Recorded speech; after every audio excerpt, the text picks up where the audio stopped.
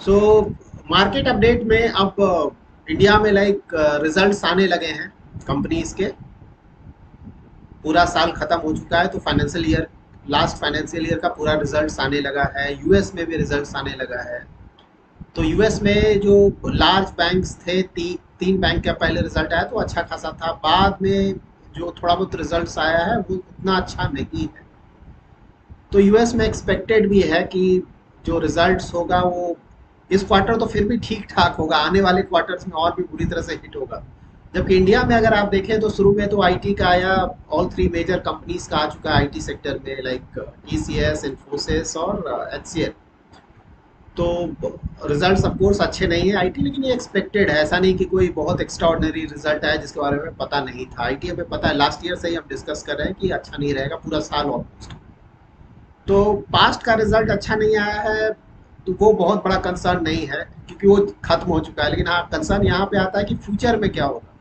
तो फ्यूचर जो गाइडेंस भी है वो अच्छा नहीं है आईटी कंपनीज का। तो ये पूरा साल ही गड़बड़ होने जा रहा है, खासकर जो नेक्स्ट 2 क्वार्टर्स होगा वो तो बिल्कुल प्रॉब्लम्स होंगे। और आगे भी जो आईटी कंपनीज के रिजल्ट्स आएंगे मोस्टली वो अच्छा नहीं होगा। मतलब ये थ्री कंपनीज में भी आया है तो उसमें भी इन्फोसिस का सबसे ज़्यादा डाउन है परफॉर्मेंस, का गाइडेंस भी सबसे ज़्यादा डाउन है। रिलेटिवली टीसीएस एचसीएल का थोड़ा अच्छा है, कोर्स अच्छा नहीं है but as compare to Infosys थोड़ा अच्छा है। और रिलायंस का आया है रिजल्ट्स। रिलायंस काफ़ी अंडर परफॉर्म कर रहा था, 10% प्लस का अंडर परफॉर्मेंस है, लाइक निगेटिव रिटर्न्स है इस साल का। तो वहाँ पे रिजल्ट्स अच्छा आया है। मतलब जो हमारा एक्सपेक्टेशन था कि इस तरह का रिजल्ट आएगा उससे ज़्यादा अच्छा रिजल्ट आया है। लाइक जियो का ही परफॉर्मेंस उनका अच्छा चल रहा है, रिटेल का परफॉर्मेंस अच्छा चल रहा है, और प्लस अब एफएमसीजी में भी आ रहे हैं तो मोस्टली वहाँ से भी अब कंट्रीब्यूशन स्टार्ट होगा। तो रिलायंस का जो अंडर परफॉर्मेंस था मोस्टली यहाँ से अब कम खत्म होना चाहिए ऑलमोस्ट, और यहाँ से मंडे ऑनवर्ड्स एक्सपेक्ट कर सकते हैं कि रिलायंस का जो शेयर है, एक्सपेक्ट कर सकते हैं, नथिंग गारंटीड, कि ऊपर जाएगा। और रिलायंस का जो सबसे बड़ा बात ये है ना कि अभी वैल्यू अनलॉकिंग उन्होंने किया नहीं है। लाइक बाद में कभी ना कभी वो जियो को लिस्ट करेंगे, रिलायंस रिटेल को लिस्ट करेंगे, एफएमसीजी जब बड़ा हो जाएगा कुछ सालों में तो उसे भी लिस्ट करेंगे। तो ये जब अनलॉकिंग होगा ना तो उसका ही बहुत बड़ा फायदा होगा। तो अगर किसी का लॉन्ग टर्म इन्वेस्टमेंट होराइजन है, बहुत ज़्यादा रिटर्न्स ऑफकोर्स नहीं मिलेंगे, ये लार्ज कैप का स्टॉक है, वो भी बहुत बड़ा लार्ज कैप है, लेकिन हाँ अच्छा खासा कम रिस्क के साथ अच्छा खासा रिटर्न इस स्टॉक से हम एक्सपेक्ट कर सकते हैं। तो मंडे को मोस्टली अच्छा करेगा और उसके बाद भी आने वाले समय मोस्टली परफॉर्मेंस इसका ठीक रहना चाहिए। और अगर आप टाटा को देखें, टाटा मोटर्स को देखें, तो लाइक मैंने हमेशा बोला था ना कि टाटा मोटर्स का प्रॉब्लम ये है कि उनका 60% प्लस रेवेन्यू आ रहा है बाहर से, लाइक जेएलआर। और जेएलआर का परफॉर्मेंस अच्छा नहीं था। लाइक चाइना में प्रॉब्लम है, यूएस में प्रॉब्लम है, यूरोप में प्रॉब्लम है, तो वहाँ बिकेगा कहाँ उनका। लेकिन उनका परफॉर्मेंस भी अब थोड़ा इम्प्रूव हुआ है पहले से, तो वो भी एक पॉजिटिव है। और प्लस टाटा मोटर्स के साथ एक पॉजिटिव ये आ रहा है कि ये अब टाटा टेक को भी लिस्ट करने जा रहे हैं with in like next month mostly. Let's see कब होता है एग्जैक्टली, बट नेक्स्ट मंथ उम्मीद है। तो वहाँ पे टाटा मोटर्स का ही स्टेक है, तो अगर ये स्टेक बेचेंगे तो उसके कारण भी इन्हें फायदा होगा। तो टाटा मोटर में थोड़ा ठीक ठाक मोमेंटम है, लेकिन देखिए ये अच्छा स्टॉक अभी भी मैं नहीं मानता हूँ। मतलब शॉर्ट टर्म में ऑफ कोर्स ये सब होगा तो थोड़ा मोमेंटम आएगा, लेकिन अभी भी टाइम लगेगा जेएलआर को परफॉर्मेंस। लाइक टाटा मोटर्स में सिर्फ अगर आप इंडियन कंपनी को देखें ना, तो मैं भी इमीडिएटली इन्वेस्ट कर दूं इंडियन कंपनी पे, क्योंकि उसका परफॉर्मेंस बहुत अच्छा है, खासकर ईवी में बहुत अच्छा चल रहा है। लेकिन अभी भी जेएलआर का ओवरहैंग है और टाइम लगेगा, डेट बहुत ज़्यादा है इस कंपनी पे। तो let's see Tata Motors of course थोड़े, मतलब शॉर्ट टर्म में तो लगता है कि थोड़ा मोमेंटम आएगा यहाँ पे, नो डाउट अबाउट दैट, लेकिन अभी भी कोई ऐसा नहीं कि बहुत अच्छा स्टॉक हो गया है, डेट बहुत ज़्यादा है। जेएलआर के परफॉर्मेंस में भी अभी टाइम लगेगा, इमीडिएटली ऐसा नहीं कि टर्न राउंड हो जाएगा। और प्लस जेएलआर में भी अब ईवी को पुश किया जा रहा है, तो अगर ईवी वहाँ पे जाएंगे काफ़ी खर्च आएगा। तो पहले ये अपना डेट कम करना चाह रहे थे, तो अगर ईवी में वहाँ पे ज़्यादा खर्च करेंगे तो ये जो डेट कम करने का जो प्रोसेस है वो भी थोड़ी कुछ हद तक हिट होगा। तो टाटा मोटर्स में ये चैलेंजेस आ सकते हैं। आईटीसी बहुत अच्छा एग्जांपल है ना, आईटीसी ने सालों तक परफॉर्मेंस अच्छा नहीं दिया था। इसलिए अच्छा नहीं दिया था क्योंकि वो कैपिटल एलोकेशन का प्रॉब्लम था, वहाँ पे होटल का बिजनेस अच्छा नहीं कर रहा था, एफएमसीजी का कोई खास परफॉर्मेंस नहीं आ रहा था। लेकिन अब ऑल ऑफ अ सडन ये सारे ठीक ठाक करने लगे हैं, लाइक एफएमसीजी का परफॉर्मेंस ठीक ठाक आ गया है, होटल बिजनेस कोरोना के बाद परफॉर्मेंस इंप्रूव हुआ है, तो इसी के कारण आईटी सेक्टर का जो आईटीसी का जो परफॉर्मेंस है बहुत अच्छा लाइक रहा है। रिसेंट टाइम्स में सालों से अंडर परफॉर्म कर रहा था। तो जब भी इन्वेस्टमेंट करें ना तो इन चीज़ों को ध्यान में रखें कि कहाँ पे लग रहा है। लाइक आईटीसी कुछ समय से लगने लगा था कि टर्न अराउंड होगा। क्यों होगा? क्योंकि जो उनका होटल बिजनेस था हिट हो रहा था, वो कोरोना के बाद ऑल ऑफ अ सडन बिल्कुल वहाँ जंप आना था। एफएमसीजी भी काफ़ी समय से लगे हुए थे और वहाँ भी टर्न अराउंड आना था।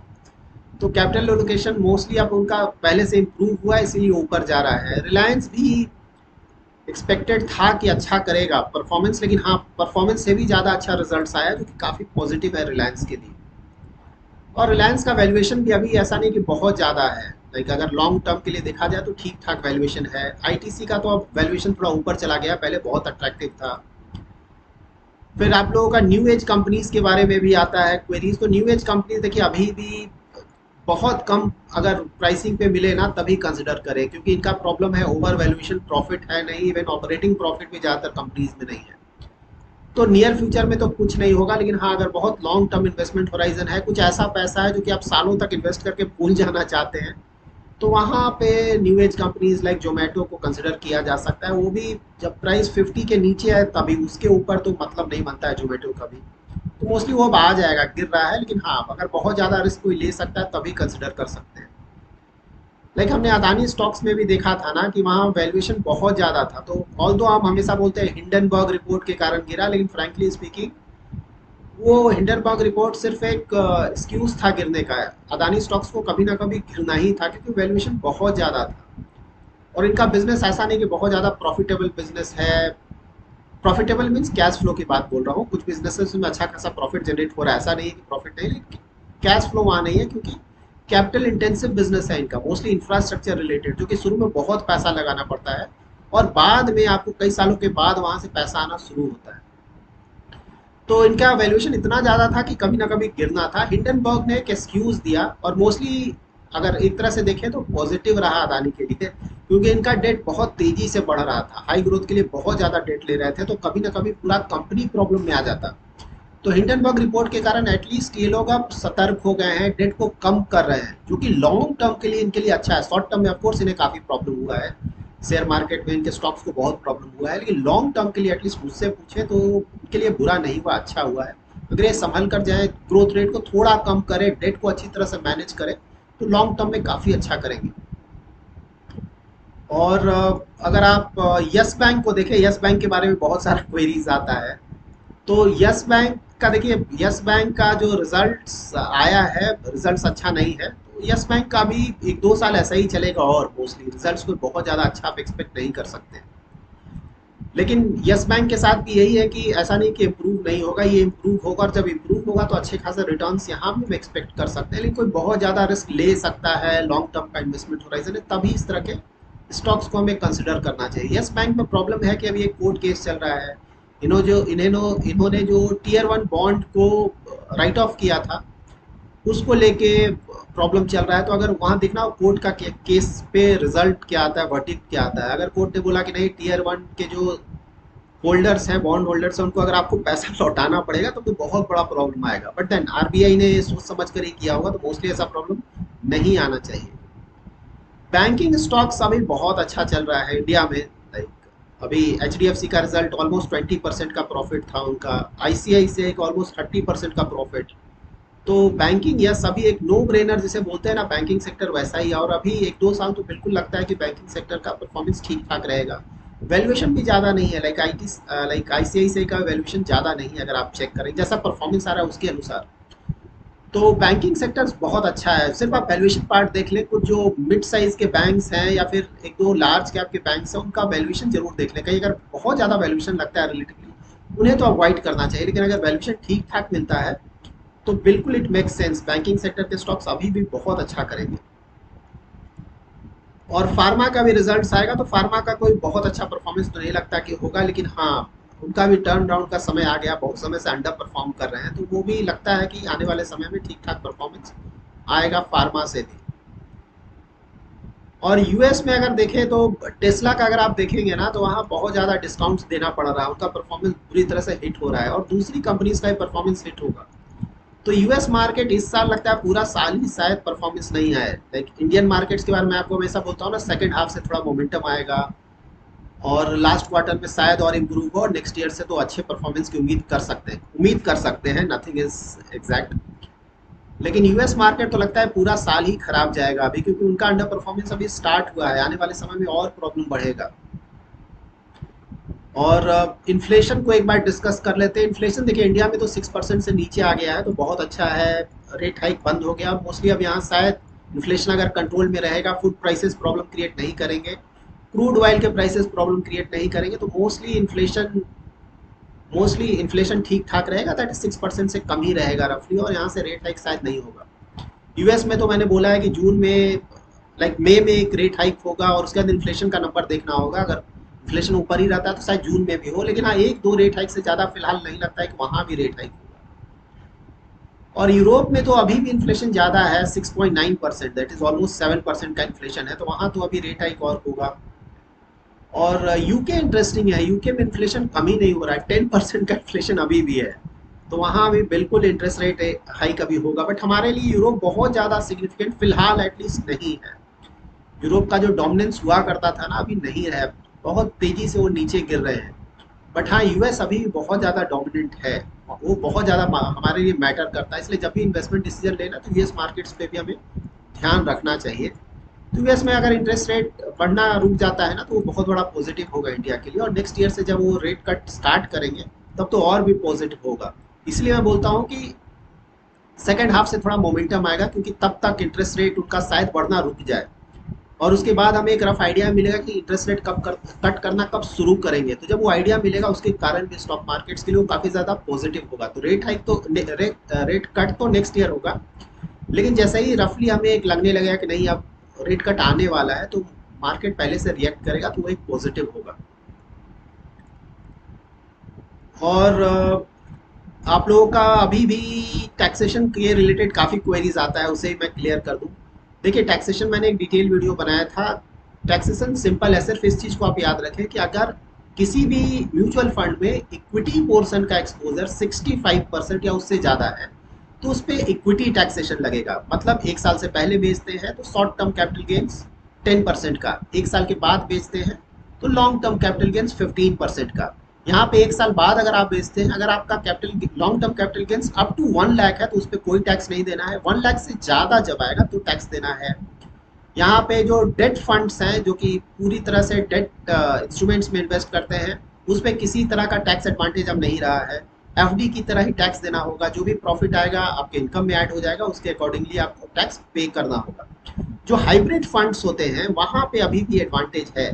लाइक अगर कहीं पे इक्विटी का एक्सपोजर 35% से लेकर 65%, लाइक 36% से 64% के आसपास है, तो वहाँ पे आपको अभी भी जो 3 इयर्स तक तो कोई एडवांटेज नहीं, लेकिन 3 इयर्स के बाद जो पहले डेट पे इंडेक्सेशन बेनिफिट हुआ करता था ना, वो इंडेक्सेशन बेनिफिट अभी भी आपको मिलेगा, तो उसका एडवांटेज बिल्कुल लिया जा सकता है। ओके, सो नाउ एक और इम्पॉर्टेंट पॉइंट मैं कवर कर रहा हूँ आज। टॉपिक बहुत इंटरेस्टिंग टॉपिक है, मतलब 5-10 मिनट्स इसे ध्यान से सुनिए।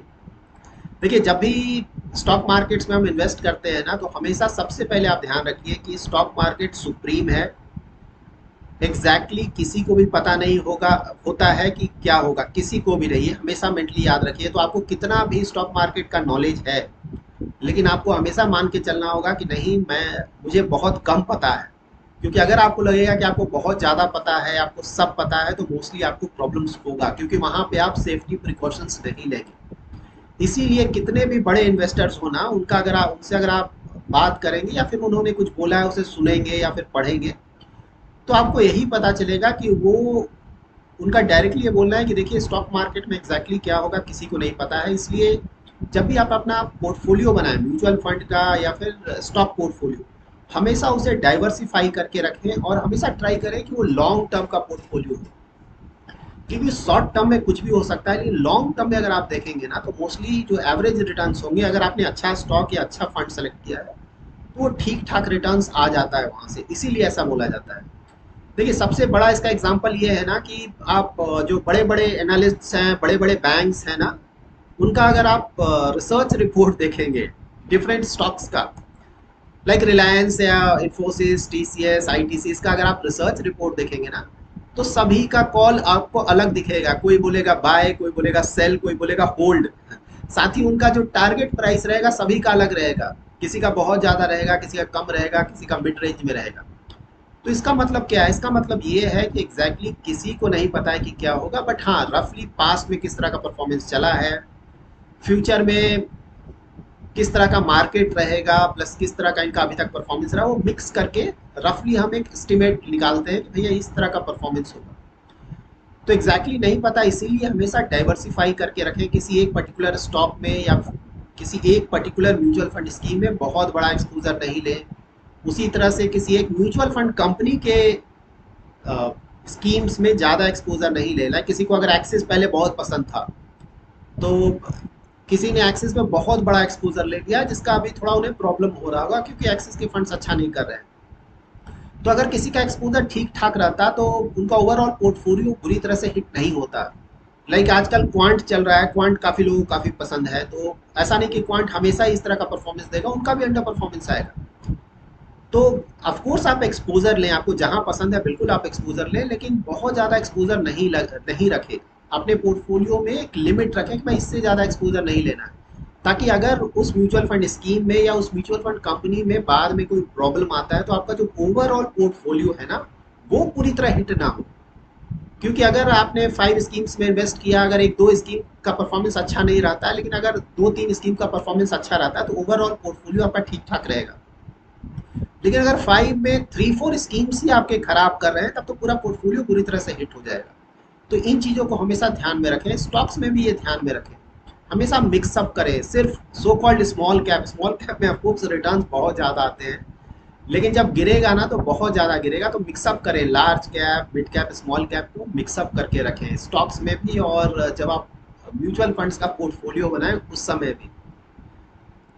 तो इक्विटी देखिए, इक्विटी सेम ओल्ड रिपीट, अभी बिल्कुल प्रॉब्लम चलता रहेगा। और काफ़ी हद तक अर्निंग्स देखिए कैसा चलता है। अर्निंग्स अगर जिस जिस कंपनी का ठीक आएगा, नेचुरली उनका स्टॉक प्राइस ऊपर जाएगा कुछ दिनों तक। किसी का अगर अच्छा नहीं आता है तो नीचे जाएगा। बहुत अच्छा अपॉर्चुनिटी है अगर कोई स्टॉक अच्छा है शॉर्ट टर्म के लिए, किसी ना नियर टर्म रीजन के कारण अगर उसका स्टॉक प्राइस नीचे जाता है, लेकिन फ्यूचर पोटेंशियल अच्छा लगता है, तो बिल्कुल अगर उसका प्राइस स्टॉक नीचे गिरता है तो एक्सपोजर लेने का अच्छा समय है। और नेक्स्ट 3-4 मंथ्स तो मैंने हमेशा बोला प्रॉब्लम रहेगा। सेकंड हाफ से थोड़ा ठीक ठाक, अब सेकंड हाफ आने ही वाला है, 2-3 महीने और वेट कर लें, मोस्टली वहाँ से थोड़ा मोमेंटम आएगा और नेक्स्ट ईयर ठीक ठाक रहेगा। तो अगर आपने सोच समझ कर लॉन्ग टर्म के लिए इन्वेस्टमेंट किया हुआ है तो बिल्कुल बने रहना चाहिए। और जब भी आपको कोई लॉस हो, अगर वो स्टॉक अच्छा है, म्यूचुअल फंड स्कीम अच्छा है, तब तो निकलने का कोई मतलब नहीं बनता है। अगर आपने सोच समझ के इन्वेस्ट किया तो बिल्कुल वो रिटर्न्स वापस आएगा।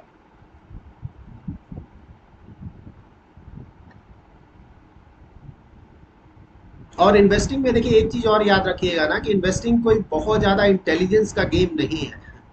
यहाँ पे आईक्यू ज़्यादा मैटर नहीं करता, इंटेलिजेंस क्वेश्चन ज़्यादा। इंटेलिजेंस ऑफकोर्स चाहिए थोड़ा, ऐसा नहीं मैं बोला बिल्कुल नहीं चाहिए, थोड़ा चाहिए, लेकिन ऐसा नहीं कि उसके बिना काम नहीं चलेगा। यहाँ पे ईक्यू चलता है, इमोशनल कोसेंट। इमोशनली आप कितने स्ट्रांग हैं। लाइक मार्केट गिर रहा है, सब कुछ गिर रहा है, तो ऐसा तो नहीं कि आप इमोशनली लो डर जाएंगे, बिल्कुल सब बेच कर चले जाएंगे। या फिर जब सब कुछ ऊपर जा रहा है तो आप, ऐसा नहीं कि जब ऊपर जा रहा है स्मॉल कैप के स्टॉक्स बहुत अच्छा कर रहे हैं तो आपने पूरा पैसा स्मॉल कैप में ही लगा दिया जोश में रखकर, तो वो भी एक प्रॉब्लम होगा।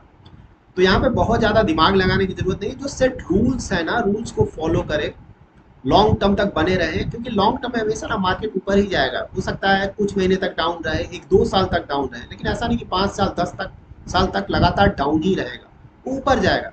तो इसीलिए लॉन्ग टर्म हमेशा इन्वेस्ट करें, अच्छा ही रिटर्न्स आएगा। अच्छे फंड्स, अच्छे स्टॉक्स में हमेशा ही अच्छा क्वालिटी सेलेक्ट करें। लाइक स्टॉक्स में देखेंगे ना तो आप लाइक बड़े इन्वेस्टर्स का भी अगर आप पोर्टफोलियो देखेंगे, उनसे डिस्कस करेंगे, तो आपको क्या पता चलेगा। मान लीजिए कि उन्होंने 10 स्टॉक का पोर्टफोलियो बनाया, मान लीजिए, ज़्यादा होता है, समझने के लिए मैं बोल रहा हूँ, तो उसमें से 1-2 स्टॉक्स बहुत अच्छा करेंगे, एक दो स्टॉक्स बहुत बुरा करेंगे, और बाकी के जो एवरेज परफॉर्मेंस होंगे रफली, या फिर 2-3 स्टॉक्स बहुत अच्छा करेंगे, 3 स्टॉक्स बहुत बुरा करेंगे, शायद पूरा पैसा डूब जाएगा और बाकी के स्टॉक्स एवरेज परफॉर्मर रहेंगे। तो ये तब होगा जब आपने ऑल 10 अच्छे क्वालिटी के स्टॉक्स में इन्वेस्ट किया है, क्योंकि अच्छे क्वालिटी के स्टॉक्स भी ऐसा नहीं कि सारे स्टॉक्स अच्छा करेंगे, वहां भी कुछ ना कुछ फ्यूचर में प्रॉब्लम आएगा। लेकिन हाँ, अगर आपने 10 में अगर 5-6 गलत इन्वेस्ट कर दिया या 10 का 10 गलत इन्वेस्ट कर दिया जोश में आकर कुछ भी, तो वहां पे तो आपका पोर्टफोलियो बिल्कुल अच्छा नहीं रहेगा। तो हमेशा याद रखें कि अगर आपने सभी कुछ बेस्ट क्वालिटी का लिया है, तब जाकर लॉन्ग टर्म में आपको काफ़ी अच्छे रिटर्न्स आएंगे। तो ऐसा नहीं है कि आपने 5-6 तो बहुत अच्छा क्वालिटी का ले लिया, बाकी 4-5 नहीं, अब मैं रिस्क लूंगा, अननेसेसरली आपने किसी ऐसे स्टॉक में इन्वेस्ट कर दिया जो कि बिल्कुल क्वालिटी वाइज अच्छा नहीं है, तो वहां आपका पोर्टफोलियो बुरी तरह से हिट होगा।